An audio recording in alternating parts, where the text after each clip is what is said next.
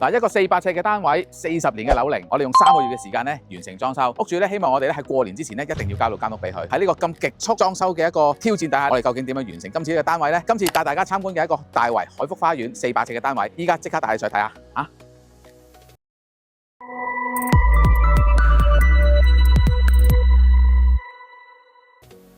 好啦，咁入到嚟個單位，首先今次呢個大門我哋都換咗啦。不過其實因為時間緊迫嘅關係咧，其實咧個門鎖仲未裝嘅。應該呢2日咧已經會有安裝門鎖嘅師傅裝㗎啦。咁我哋睇睇呢度先啦。今次咧我哋擴闊咗成個客飯廳啊。咁原則咧佢本身都係已經改咗開放式㗎啦。不過我哋咧將個開放式咧重新再做過。之前咧就係一個 L 型嘅櫥櫃，睇翻之前啲片咧會睇到㗎啦。今次咧我哋就做咗一個 U 型嘅櫥櫃，一路延伸到埋嚟呢一個斜角位。因為其實成間屋一來啦樓齡比較舊啦，咁所以我哋當其時度尺嘅時候咧都花過一番功夫啦，先計算到呢啲斜角位嘅。首先講翻櫥櫃先。咁呢度咧又好離奇地咧有個凹位喺度嘅喎，咁但係當然啦，我哋唔會嘥咗呢個凹位啦，直接咧就做翻啲調味架嘅位置，做咗一個好似壁龕咁嘅設計。前邊呢個位置咧就加翻啲櫃桶啦，去到再入少少啦，就係呢個洗手盆嘅位置啦。呢個架係做乜鬼嘢嘅咧？咁其實咧屋主咧佢就有一個蒸焗爐，咁但係我哋真係揾唔到位去放啦，因為你見到啦，我哋放咗洗衣機喺度嘛。蒸焗爐咧一般我哋又要有啲良好啲嘅散熱位。屋主話：我又唔想嘥咗個台面空間喎，咁啊唔想就咁擺喺個台面，咁啊加到架俾佢啦，咁啊到時咧可以放喺上邊嘅。上邊啦都係做翻吊櫃啦。顏色方面咧，因為今次做翻一個開放式嘅廚房啊，所以咧成個顏色嘅色通咧同廳嘅傢俬咧係一樣嘅，都係用咗一種有多少少木紋質感嘅淺木色咧，再配搭呢個奶油白色。上邊啦都係啲吊櫃啦、轉角位，咁呢啲我哋都經常係做㗎啦。咁屋主之前咧有睇過人哋嗰啲參考啲片段咧，就話咦個 L 位可以考慮咁樣做喎。咁呢個咧亦都係一個選擇嘅一個方案啦。咁記得啦，我哋做呢啲對角櫃門嘅時候一定要注意，我哋要用翻啲開得大嘅180度面膠，咁就確保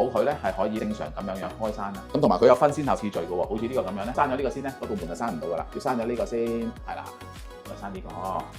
好，咁再嚟到呢邊啦，下邊咧我哋留咗個洗衣機位嘅。今次呢個開放式廚房啦，所以我哋係應該用翻個電磁爐啦，咁啊冇問題嘅。好多時咧電磁爐都要留翻啲散熱位嘅。今次我哋咧就冇做一啲嗰啲5金散熱啊，好多時會見到咧下邊有一條5金咧，俾大家睇下究竟係點樣樣㗎啦。咁咧屋主就話：咦，嗰啲5金外觀唔係咁好啊，咁所以咧我哋咧礙於下邊本身都係一個洗衣機啦，其實洗衣機呢個位咧已經有一個好大嘅一個散熱位㗎啦。咁我哋稍微留高多少少空間俾佢咧，其實已經做到散熱嗰個效果咯。咁啊埋邊啦，亦都會偷埋轉角位去用啦。咁呢個就做咗個斜面版嘅德國寶嘅油煙機啦。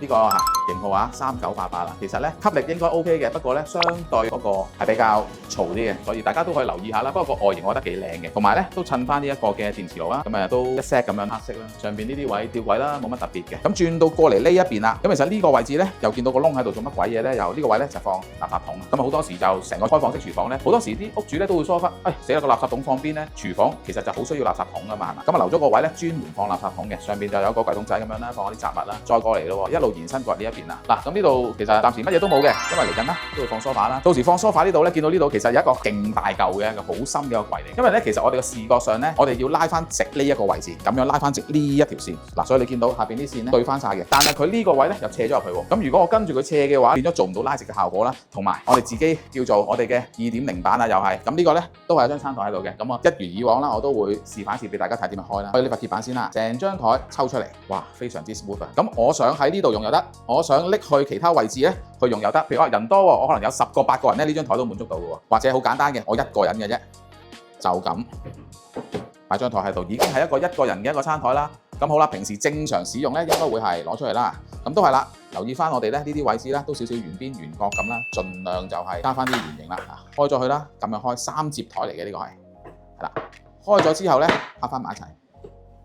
正常咧，每邊坐2個啦，呢邊坐2個啦，咁6個人啦，咁都絕對冇問題嘅。呢個咧我都再講多少少啦。平時有時啲客人還開晒嘅時候太大，點算好咧？其實佢嘅使用咧，佢係長期開住佢，只不過係話有陣時佢想個地方大啲嘅時候收得埋，咁所以我哋做咗呢一個嘅設計嘅。平時佢嘅使用咧，大多數應該都會係推翻入去嘅，咁樣又唔會太阻地方啦。剩翻呢個空間咧，其實都足夠正常出入嘅，又唔會覺得好逼，咁又可以長期咧有張台喺度用啦。咁上邊呢個位咧超大啊，其實係啦，咁啊可以其實放好多嘢，或者係當係一個廚房嘅一個 extend 咗延伸出嚟嘅一個位置啦。到時可能放少少小電器喺度啊。氣炸鍋啊、麵包機啊、其他嘢咧好多嘢都放到，我哋都安排咗電掣喺度啦。上邊啦，咁啊做翻個玻璃櫃啦，都係一個斜角嘅玻璃櫃嚟嘅，加翻啲滲燈。咁見到頭殼頂呢度咧，嗱都係睇翻啲舊相啊嚇。我哋呢度嘅未裝修之前嗰個樣係點樣嘅？上一手嘅裝修咧係做咗個假天花喺度嘅，咁啊起咗個尖角出嚟嘅。咁屋主就話：哇，呢個尖角好唔掂喎，好似成日俾啲嘢篤住咁樣。咁所以我哋今次呢度咧就用咗石膏板啦，去封咗呢個位置去，做翻一條直線啦，咁啊平衡翻成間屋嗰個平衡線嘅。上面有啲嵌入式嘅一啲燈啦，個外觀係靚嘅，因為你會見到佢係好平整嘅。嘅。但係咧一定要留意一啲維修問題，所以呢啲有啲位咧，我哋都會留翻啲維修口喺度嘅。因為其實咧，我哋將個電錶咧擺咗嚟呢度，但係電錶條總線咧其實喺呢度。咁萬一即係話啦，個電箱有啲乜嘢問題要維修嘅話咧，其實係要開嗰個位。咁啊冇可能到時維修嘅時候界爛嗰個天花板㗎嘛，係咪？所以我哋上邊咧都會做咗一啲嘅維修口，方便咧日後維修嘅。其實入到嚟呢度啱啱介紹咗廚房啦，呢邊咧其實係一個小玄關嚟嘅。咁當然啦，玄關位放乜嘢啊？放鞋啊嘛，係咪？咁呢度啦，當然有一個雙面嘅一個鞋櫃。其實我哋叫雙面咧，可能佢係一個前後都會有飾面嘅一個櫃啦，我哋都叫雙面。主要啦，當然啦，佢係放鞋啦，下邊咁下邊有好多放鞋嘅地方啦。上邊呢度咧都做翻啲櫃桶仔，咁咧就放下啲垃圾嘢。中間呢度咧都有一個少少嘅 display 位啦，一打開門咧，其實就係望到呢一個位先。咁所以就唔想一個太過平淡單調啊。咁啊，所以咧就做翻少少嘅 display 位喺度啦。咁因為個客廳咧其實就係用咗木色啦，再加隻叫做奶油白啦。同時間咧喺一啲中空位啦，我哋喺個電視櫃嘅台面咧都會用一種雲石嘅飾面板嘅。咁呢種板咧其實佢個好處就係佢會有一種雲石嘅一種紋理啦，價錢平啲啦，呢個當然一定㗎啦。同埋咧其實佢係好清潔嘅，即係佢本身係一個滑面嘅一個嘅飾板嚟嘅。咁呢方面咧都可以留意一下，或者日後咧可以參考一下呢啲設計咧會唔會用到啦。咁一路延伸過去，其實咧嗱，因為我哋啱啱睇到個廚房啦，其實咧就未有雪櫃位啦，雪櫃位咧就放喺中間呢個位置嘅。咁啊預留足夠嘅地方啦，去到做散熱啦。上面咧都留高少少，因為日後屋主都可能會有機會買一啲高啲嘅雪櫃啊，咁啊唔使到時個位唔夠放啊嘛，係咪？咁再一路掕落嚟呢度啦，一路延伸埋嚟呢邊，其實都見到啦，我身邊有一個非常之咁靚嘅一個 L 型櫃啦。咁呢邊啦都會做翻一個圓弧嘅一個櫃啦，裏邊咧好大收納量嘅。嗱，你見到下邊都已經放咗堆嘢喺度啦。平時屋企嘅一啲譬如吸塵機啊、抽濕機啊，或者係啲篋啊等等嘢咧，其實放喺呢個轉角櫃咧就啱晒㗎啦。上面咧係奶油嘅白色啦，中間背板啱啱講過啦，都係啲雲石嘅色系嘅。中間呢度咧又偷咗個大窿啦，咁當然啦，大家都知道啦，呢個窿係攞嚟到時裝翻電視機架上去啦，係嘛？咁到時遮翻晒佢嘅時候咧，就睇唔到呢個窿㗎啦。咁而佢個好處就係咧，確保咧我哋個電視機架咧好穩固咁樣咧。裝喺幅牆上邊嘅下邊啦，今次呢個位置做翻個離地嘅設計嘅滲燈啦，令到佢成個空間感咧會覺得大啲。同埋今次咧屋主咧都揀咗一種叫做魚骨紋啦，或者叫做我通常會叫做箭紋嘅一個嘅地磚啊。咁呢個咧佢原本呢個 size 咧係一個600乘米2嘅磚嚟嘅。咁我哋就用翻一個工整嘅鋪法去鋪佢啦，所以你會見到佢咧都係相對比較工整嘅。咁同埋留意到我哋去買料嘅時候，佢嗰個紋理咧其實都係追翻嘅，即係你會見到啦，呢邊嗰個膊咧同呢邊咧係追翻晒咁樣，咁就唔會話當佢拼接一齊嘅時候咧會覺得佢好亂咯。咁啊一路延伸過嚟呢邊啦，咁呢邊都係一個嘅儲物櫃啦，做翻個中空位嘅，跟住埋邊咧就係走廊、兩間房同埋廁所嘅位置啦。不如睇下廁所啊！嗱，今次嘅廁所咧地方細細咧，但係咧其實好多心思位喺裏邊嘅喎。首先啦，我哋將佢咧改咗一個左中右嘅設計啦，咁呢啲都係好常見嘅設計嚟嘅。首先一樣嘢，我呢個身形咧坐喺呢一度其實都好闊落嘅，嗱要閂門咧都冇問題嘅，係咁先。咁啊講少細節先啦，因為屋主咧就好擔心咧，佢有時有啲掃把地拖啊嗰啲咁樣咧，唔知放邊度喎。咁所以咧，我哋就喺側邊呢個位置就做咗一個咧好窄嘅一個儲物櫃。咁裏邊咧就可以放一啲長嘅嘢啦，即係我啱啱所講嘅嘢啦。而今次呢一個咧，因為咧我哋改咗個渠位啊，咁啊後邊原先嘅渠位咧就喺埋邊嗰度啦，改咗渠位咧做翻個高低膊啦，埋住個枕頭咧可以放下啲沐浴露啦。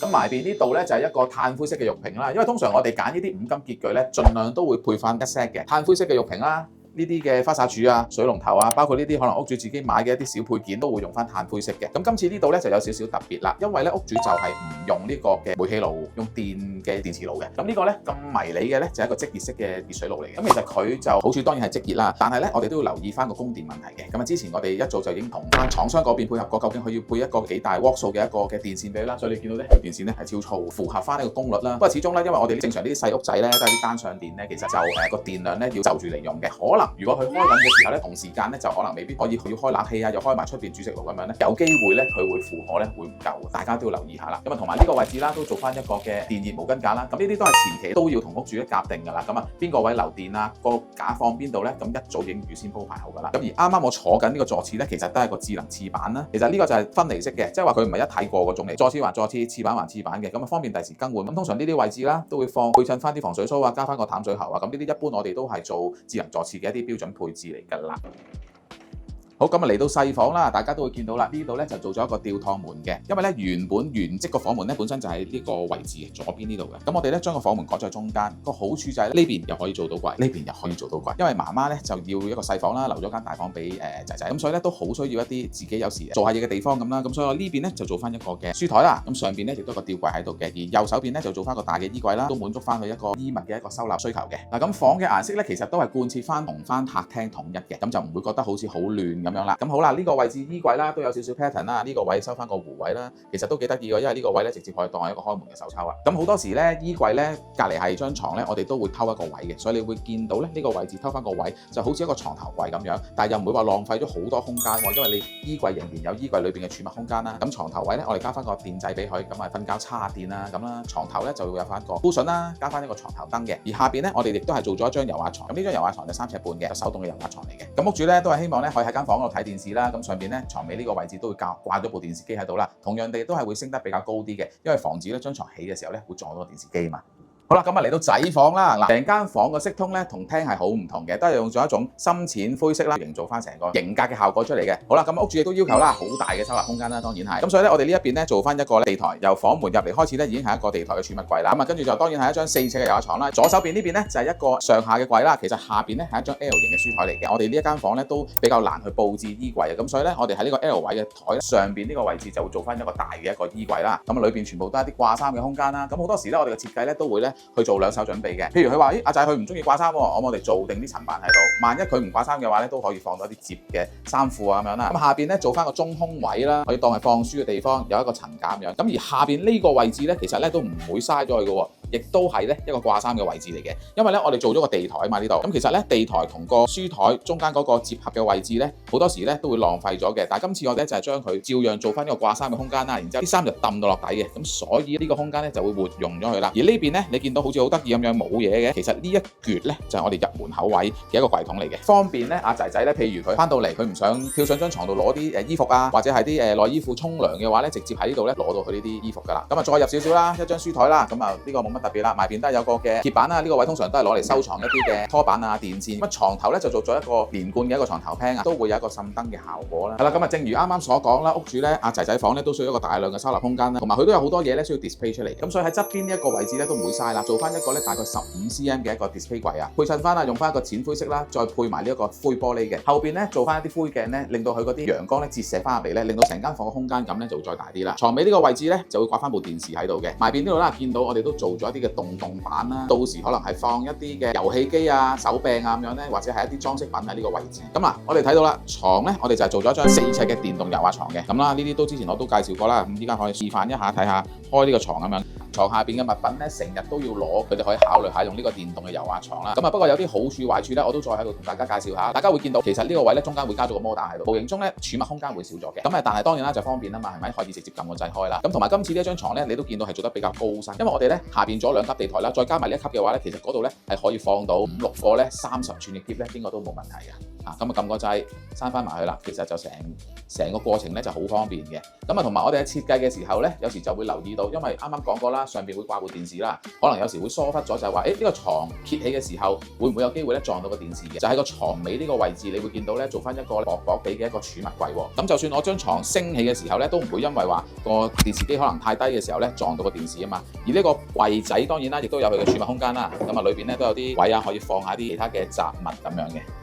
好啦，今次嘅單位咧就介紹到嚟呢一度啦，唔知大家中唔中意今次嘅設計咧？嗱，有咩意見咧都可以留言話俾我知嘅喎，記得我 follow 我哋嘅 channel 啦嚇，一有新片咧第一時間通知你。我係 Benny，下次見，拜拜。